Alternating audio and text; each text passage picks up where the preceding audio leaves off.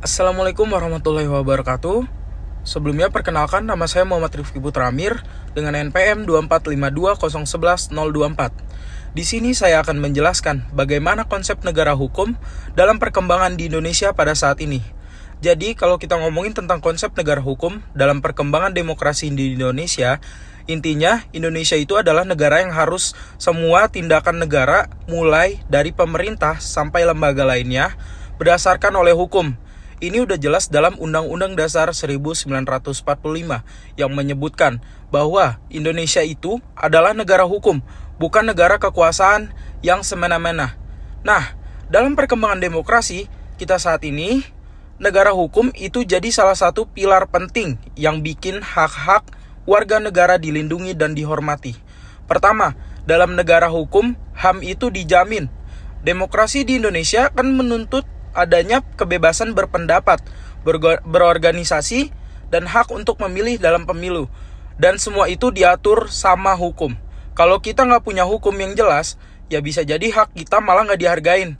Yang kedua, negara hukum juga memastikan pemerintahan itu harus transparan.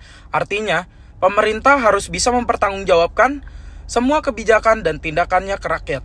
Jadi, kalau ada yang nggak beres, kita bisa ikut mengawasi dan menuntut pertanggungjawaban lewat jalur hukum yang ada.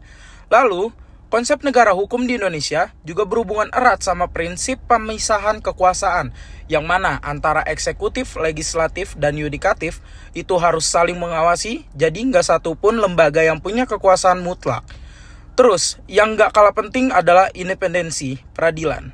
Negara hukum itu menjamin kalau peradilan harus bebas dari intervensi siapapun, bahkan dari pemerintah sekalipun.